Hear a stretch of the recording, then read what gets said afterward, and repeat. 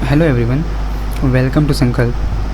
Friends, आज की इस वीडियो में हम लोग जून 2026 में हुए बीपीएससी के असिस्टेंट एनवायरमेंटल साइंटिस्ट के पॉलिटिकल साइंस के क्वेश्चंस को सॉल्व करने वाले हैं और हम ये कोशिश करेंगे कि उन क्वेश्चन से अपने पॉलिटिकल साइंस का रिवीजन कर सकें जितना ज़्यादा से ज़्यादा हो सके और जो हमारे कॉन्सेप्ट्स हैं उनको और क्लियर कर सकें।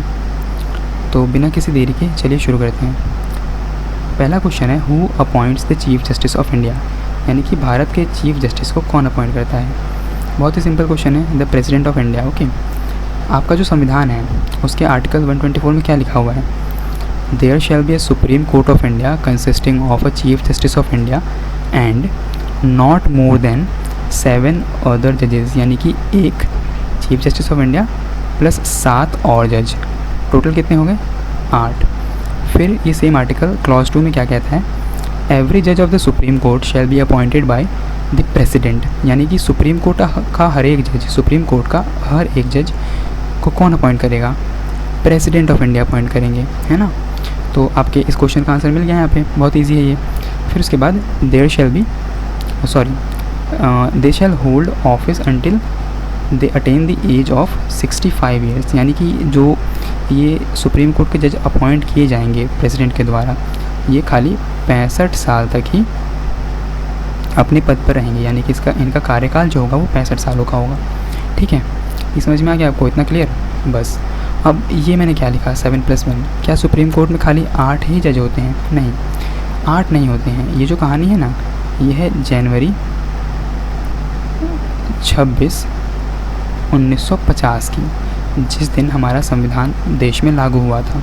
उस टाइम पर जो सुप्रीम कोर्ट की सैंक्शन स्ट्रेंथ थी वो थी 7+1 जजेस की, लेकिन 2019 आते आते सुप्रीम कोर्ट की जो स्ट्रेंथ थी वो बढ़कर 33+1 हो चुकी थी, यानी कि 33 अदर जज और एक आपके चीफ जस्टिस ऑफ इंडिया। फिर उसके बाद अभी जून 2026 में, है ना, जून 2026 में क्या करा, प्रेसिडेंट ने एक ऑर्डिनेंस निकाला, ORDINENCE, ठीक है, ऑर्डिनेंस निकाला अंडर आर्टिकल, आप बताइए किस आर्टिकल से आता ऑर्डिनेंस। तो ऑर्डिनेंस निकाला और उसमें उन्होंने सुप्रीम कोर्ट की जो सैंक्शन स्ट्रेंथ थी उसको 33+1 से बढ़ाकर 37+1 कर दिया और वर्तमान में अब सुप्रीम कोर्ट में 38 जजेस हो चुके हैं। ठीक, तो ये था आपके इस क्वेश्चन का आंसर। अब हम ये देखेंगे कि जो प्रेसिडेंट हैं वो चीफ जस्टिस के अलावा और किन लोगों को अपॉइंट करते हैं। ठीक, तो मैं यहाँ पर एक एक करके लिस्ट करता जाऊँगा, है ना, और अगर आप ऐड करना चाहें तो कमेंट बॉक्स में ऐड कर सकते हैं, मतलब अगर मुझसे कोई पोस्ट छूट जाए तो आप उसको कमेंट बॉक्स में ऐड कर सकते हैं। चलिए शुरू करते हैं। सबसे पहला और सबसे मोस्ट सिंपल जो अभी हमने देखा, सुप्रीम कोर्ट जजेस, है ना, सुप्रीम कोर्ट जजेस। ठीक, इसके बाद दूसरा हाई कोर्ट जजेस हो गया। तीसरा यूपीएससी के चेयरमैन एंड मेंबर्स। ठीक, फिर उसके बाद चौथा फाइनेंस कमीशन अंडर आर्टिकल 280। फिर उसके बाद पांचवा सभी गवर्नर्स को, जो भी राज्य में गवर्नर हैं वो किनके द्वारा अपॉइंट किए जाते हैं, हमारे राष्ट्रपति के द्वारा। छठा NCST के चेयरमैन को, NCSC के चेयरमैन को और NCBC के चेयरमैन को, यही आपके राष्ट्रपति ही अपॉइंट करते हैं। सातवां CAG, comptroller and auditor general of India को भी यही अपॉइंट करते हैं। आठवां और क्या रह गया, स्पेशल लैंग्वेज ऑफिसर,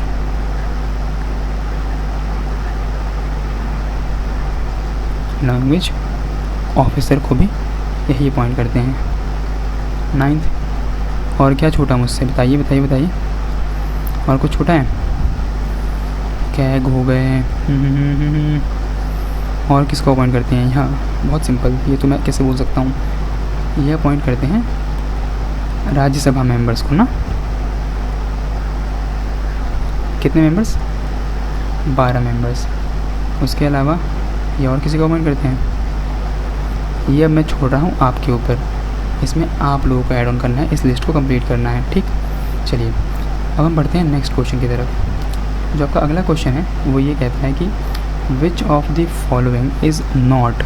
अब जब भी आप क्वेश्चन पढ़ रहे हो तो आपको इन वर्ड्स के ऊपर बहुत ध्यान देना है। यहाँ पे नॉट पूछा हुआ है, which of the following is not correct, हमको बताना है गलत कौन सा है। तो a member of Lok Sabha holds office for 5 years, बिल्कुल सही है, 5 साल का टर्म होता है। The maximum strength of Rajya Sabha is 250, yes absolutely.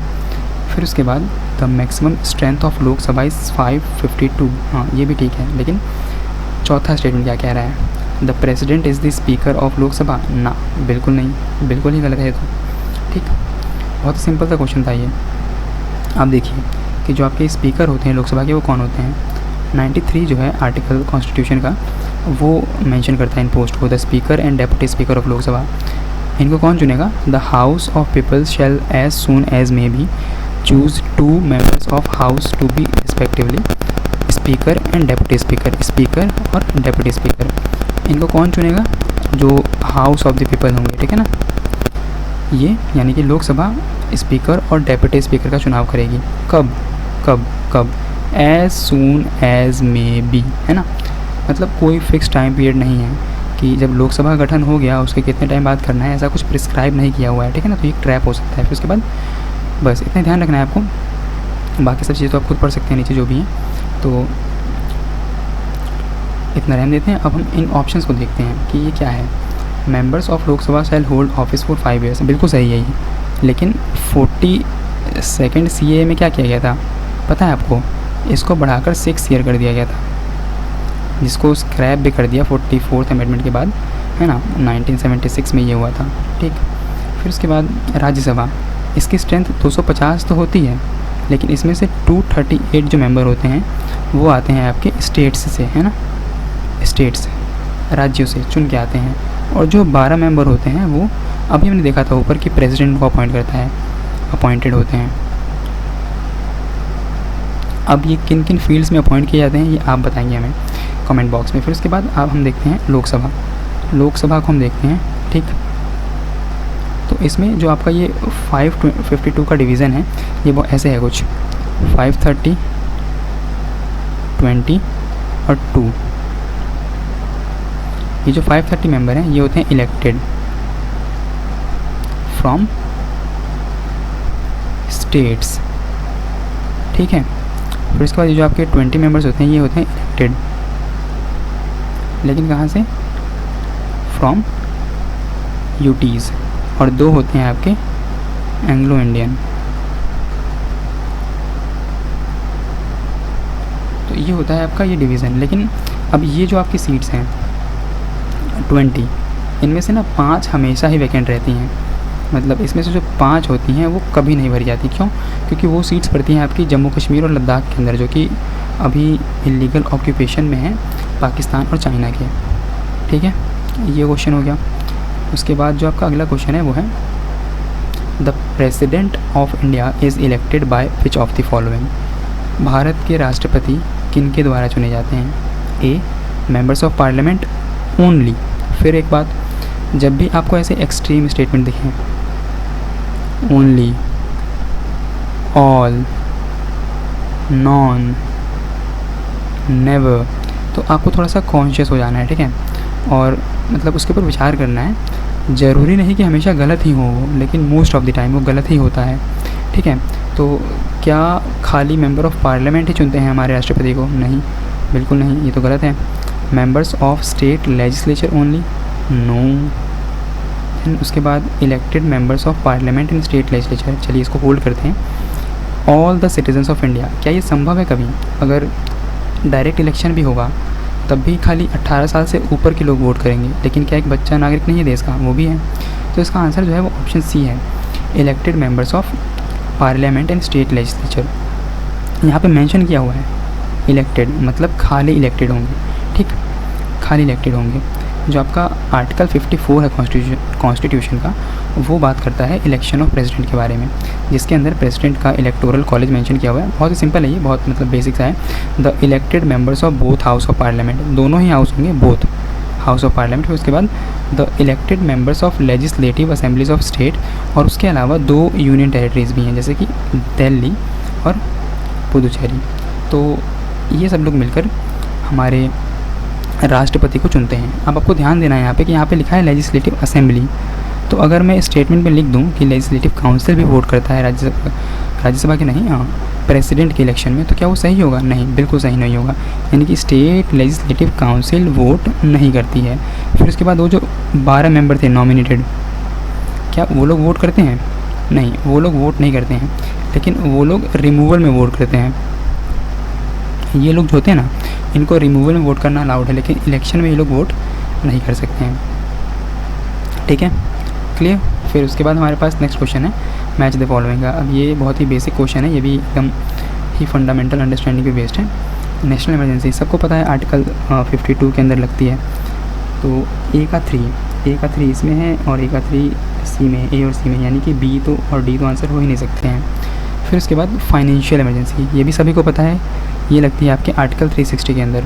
तो हमारे पास बी का होगा 1, यहाँ बी का 2 है, ये भी गलत, तो हमने ऑप्शन से एलिमिनेट करके अपना आंसर निकाल लिया। ये बहुत इजी है। फिर उसके बाद फेलियर ऑफ कॉन्स्टिट्यूंट मशीनरी, ये होता है आर्टिकल 356 के अंदर, इसको हम बोलते हैं स्टेट इमरजेंसी। और ये फिर उसके बाद national emergency, state fails to comply with the federal directives, ये होता है आर्टिकल 365 के अंदर।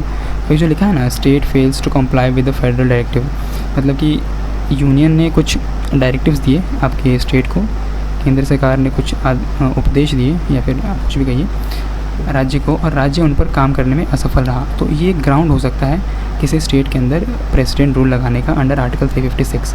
ठीक, अब ये नेशनल इमरजेंसी होता क्या है? तो बहुत सिंपल है, इसका ग्राउंड से हम देख लेते हैं एक बार। नेशनल इमरजेंसी,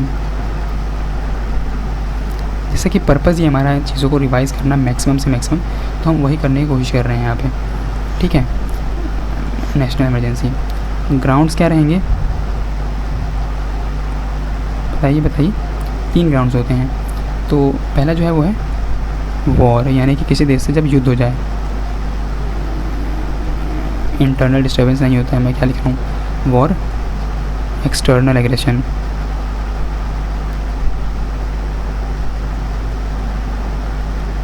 एग्रेशन, और उसके बाद आर्म्ड रिबेलियन।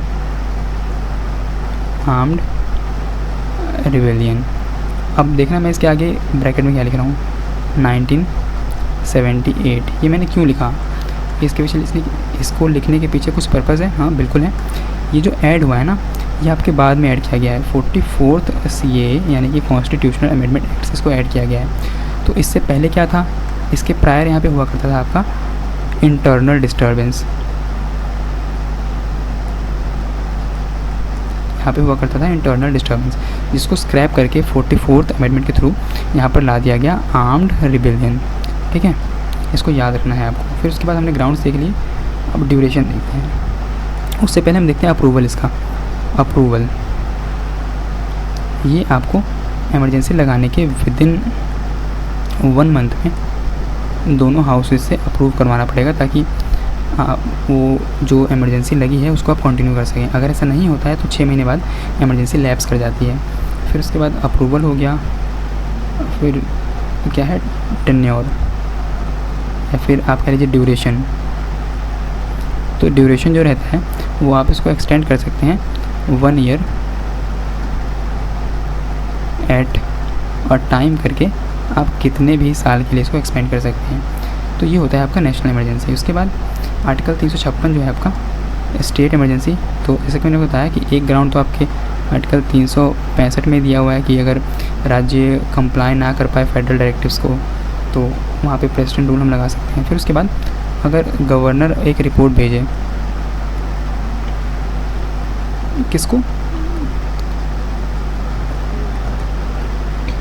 प्रेसिडेंट को, अगर गवर्नर एक रिपोर्ट भेजते हैं प्रेसिडेंट को कि जो स्टेट में कॉन्स्टिट्यूशन मशीनरी है वो फेल हो रही है, तब भी प्रेसिडेंट चाहे तो आर्टिकल 356 का इस्तेमाल करते हुए राज्य में आपातकाल लगा सकते हैं। ठीक, और रही बात फाइनेंशियल इमरजेंसी की, ये जो है ये तो भैया कभी आज तक भारत में इम्प्लीमेंट ही नहीं हुआ है ना,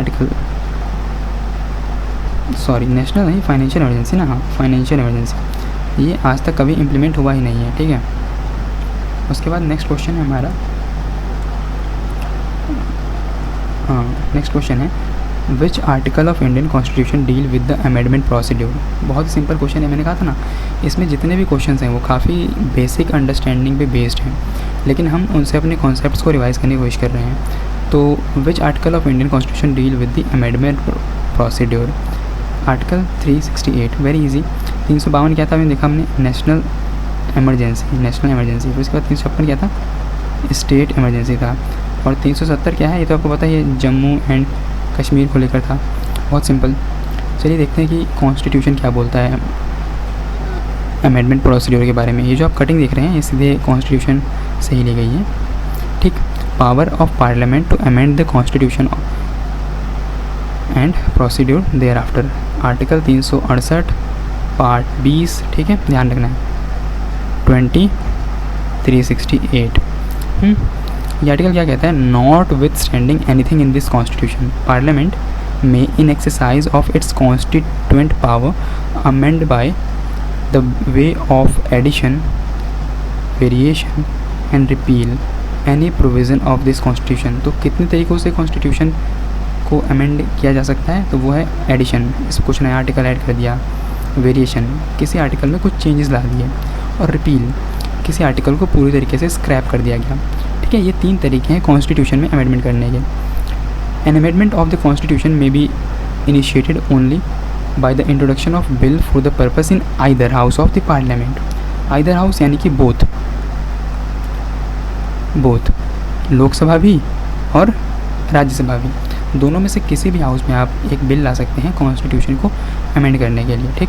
फिर उसके बाद and when the bill is passed in each house by a majority of total membership of house, यानी कि जो आपकी हाउस की अभी मेंबरशिप क्या है 543 मेंबरशिप है, उसका 50% आपको पहले चाहिए, ठीक।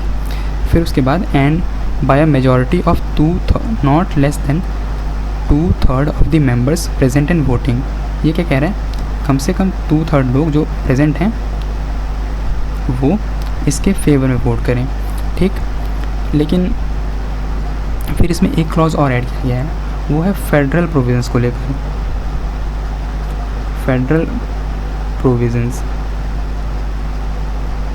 अब ये क्या है, ये यहाँ पे लिस्ट किए हुए हैं, ये क्या क्या है, article 54, article 55, article 73, article 162, article 241, article 279, फिर उसके बाद chapter 4, chapter 5, chapter 5 part 4, chapter 1 part 9, ठीक है, सॉरी पार्ट 11, फिर उसके बाद any of the list of 7 schedule, then the representation of states in the parliament and the provisions of this article. ये जितने भी प्रोविज़न है ये फेडरल प्रोविज़न है। फेडरल यानी कि ये दोनों को इम्पेक्ट करते हैं, आपके राज्य को भी और आपके केंद्र को भी। तो इन प्रोविजंस को अमेंड करने के लिए आपको इन सब के साथ ये जो 2 चीज़ें मैंने बताई हैं आपको, पहला कि half of the membership of the house और 2/3 मेंबर्स प्रेजेंट एंड वोटिंग के अलावा भी आपको क्या चाहिए होगा, प्लस रेटिफिकेशन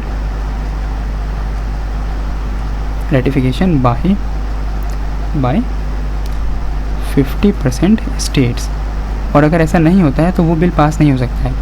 तो इसका मतलब जो भी बिल राज्यों को भी इम्पेक्ट कर रहे हैं, जिनके प्रोविज़न्स को अमेंड करके राज्यों के ऊपर भी प्रभाव पड़ेगा, उनको अमेंड करने के लिए ये बहुत ज़रूरी है कि जो बिल को है वो लगभग 50% स्टेट्स जो है वो पास करें अपनी असेंबली में, ठीक है। चलिए उसके बाद हमारे पास नेक्स्ट क्वेश्चन जो है वो है by which constitution amendment were the word socialist, secular and integrity added to the preamble of India. ये बहुत ही बेसिक क्वेश्चन, एकदम फंडामेंटल अंडरस्टैंडिंग बेस्ड, जैसे कि सारे क्वेश्चन ही हैं। तो इसका आंसर क्या है, 42nd amendment, socialist, secular and integrity. इसका मतलब क्या है कि ये 3 वर्ड्स हैं और इन 3 वर्ड्स को हमारे प्रीएम्बल में ऐड किया गया है बाद में। कब, 1976 में 42nd कॉन्स्टिट्यूशनल अमेंडमेंट के थ्रू, ठीक, ऐड कर दिया गया। तो अब एक बार हम इन आर्टिकल्स को देख लेते हैं। उससे पहले हम अपना प्रीएम्बल ही देख लेते हैं। हमारा प्रीएम्बल क्या है, we the people of India. ये क्या है, source of power. Source of power, ये यूके अथॉरिटी ज़्यादा बेटर वर्ड होगा कि हमारे कॉन्स्टिट्यूशन को रूल करने की अथॉरिटी कहाँ से मिलती है, वी द पीपल, हम लोगों से ही। Having solemnly resolve to constitute India into a sovereign. अब जो भी चीज़ें मैंने येलो से मतलब हाईलाइट करी हैं वो ऑलरेडी कॉन्स्टिट्यूशन में थी, और जो भी ग्रीन से हाईलाइट हुई हैं वो बाद में ऐड किया गया है। Sovereign, socialist, secular, democratic, republic and to secure. अब यहाँ पे कितने वर्ड हैं? 1 2 3 4 5। Sovereign, socialist, secular, democratic, Republic, जिनमें से इन दोनों को 42nd CAA से ऐड किया गया है। अब आपको इनका सीक्वेंस याद रखना है, sovereign, socialist, secular, democratic, Republic. तो अगर कोई आपसे पूछे कि ओरिजिनल कॉन्स्टिट्यूशन में क्या सिचुएशन थी, यहाँ पे लिखते हैं ओरिजिनल, यहाँ पे करते हैं अमेंडेड। तो अमेंडेड तो ये रहा, ये जो आपको दिख रहा है, लेकिन ओरिजिनल क्या था? सोवरेन, सोवरेन के बाद एक ही एस था ना, हाँ, डेमोक्रेटिक और रिपब्लिक। लेकिन अमेंडमेंट के बाद क्या हो गया? Sovereign, socialist, secular, democratic, Republic. आपको इनका सीक्वेंस याद रखना है कि ये किस सीक्वेंस में है और किन को बाद में ऐड किया गया। फिर उसके बाद justice of social, economic and political, यानी टोटल 3 तरह के जस्टिस, सोशल, पॉलिटिकल, इकोनॉमिक। फिर उसके बाद लिबर्टी जो है वो liberty of thought, expression, belief, faith and worship, यानी कि 5 तरह की लिबर्टी। फिर उसके बाद equality, equality of status and opportunity. क्या क्या चीज़ की इक्वालिटी? स्टेटस एंड अपॉर्चुनिटी, ये 2 तरह की इक्वालिटी। तो हमारा कॉन्स्टिट्यूशन हमको इंश्योर करता है for the justice of social, economic and political justice. फिर उसके बाद liberty of thought, belief, thought, expression, belief, faith and worship. और उसके बाद equality of status and opportunity and to promote among them fraternity, assuring the dignity of individual and the unity and integrity of the nation। इसको भी क्या किया गया है? आपके 42nd CAA के थ्रू ही ऐड किया गया है 1976 में। कब ऐड हुआ है? 1976 में, याद रखना है आपको, ठीक। अब कॉन्स्टिट्यूशन में जो डेट मेंशन की गई है 26th डे ऑफ 1949, हम इसको 2014 से संविधान दिवस के रूप में मना रहे हैं, ठीक है, आपको याद रखना है। तो ये क्वेश्चन हो सकता है आपका कि संविधान दिवस कब मनाया जाता है ना?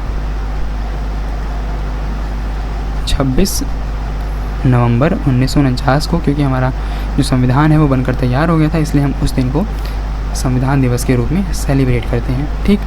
अब उसके ऊपर कुछ अमेंडमेंट्स मेंशन किए हुए थे, हम एक बार हम उनको भी थोड़ा सा ब्रीफली देख लेते हैं कि ये क्या है, इनमें क्या था। तो इसमें आपका जो इम्पॉर्टेंट है वो तो बस एक ही है, वो है ये 44th अमेंडमेंट। इसने क्या किया? इसने कुल मिलाकर सही किया सब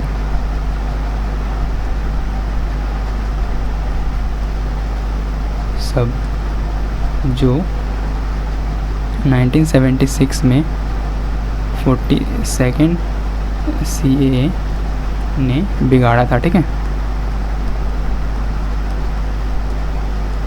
समझ गया, इसको ठीक है। इसके अलावा इसने एक काम और किया, हमसे जो हमारा आर्टिकल 31 था,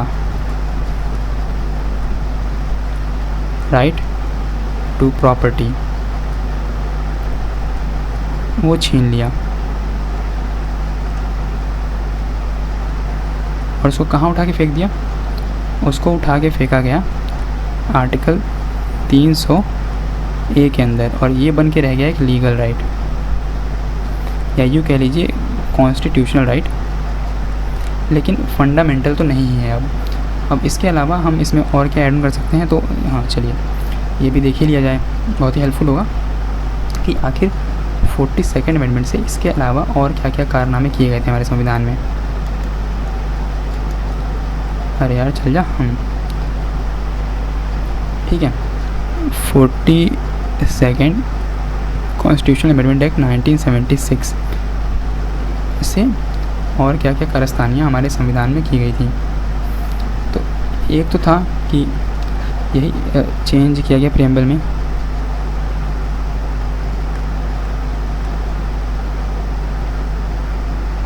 जो कि आपने देख ही लिया कि क्या क्या चेंज किया गया था, ठीक। फिर उसके अलावा DPSP में बहुत सारे चेंज किए गए, जैसे कि आपका आर्टिकल 39A को ऐड किया गया, फ्री लीगल एड की बात करता है ये फॉर पुअर्स। फिर उसके बाद आर्टिकल 43A को ऐड किया गया, ये बात करता है participation of workers in management. ठीक, एक चेंज और हुआ था और वो मैं छोड़ रहा हूँ आपके लिए। फिर उसके बाद इसने संविधान में एक ऑल टुगेदर पूरा नया का नया पार्ट ऐड कर दिया और वो था पार्ट 4A, आर्टिकल 51A। ये क्या है, ये क्या है बताओ क्या है ये है आपकी फंडामेंटल ड्यूटीज़, जो कि ओरिजिनली 10 हुआ करती थी, 10 से बढ़ाकर 11 हो गई 86th कॉन्स्टिट्यूशन अमेंडमेंट के बाद। ठीक, उसके अलावा इनने आर्टिकल 323A और 323B को भी इंट्रोड्यूस करा, जिसने इंडिया में ट्राइब्यूनल्स के लिए रास्ता बनाया। और फिर उसके बाद बहुत सारे ट्राइब्यूनल्स इस्टेब्लिश भी किए गए इंडिया में भी। ट्राइब्यूनल्स क्या होते हैं, ये जो होते हैं ये क्वासी जुडिशियल बॉडी होती हैं, जुडिशियल बॉडीज़ होती हैं ये। अब इनका मैं एग्जांपल दूँ, ये मतलब काम करते हैं कोर्ट की तरह, लेकिन ये स्पेशलाइज्ड बॉडी होती है, जैसे कि नेशनल ग्रीन ट्रिब्यूनल 2010। बहुत सिंपल है, ये कौन से केसेस देखता है, ये खाली वो केसेस देखता है जो एनवायरनमेंट से जुड़े हुए होते हैं। ठीक, तो ये था हमारा आज का सेशन पूरा, जिसमें हम लोगों ने बीपीएससी असिस्टेंट एनवायरमेंटल साइंटिस्ट के सारे पॉलिटी के क्वेश्चंस को देखा और उनको डिकोड करने की कोशिश करी।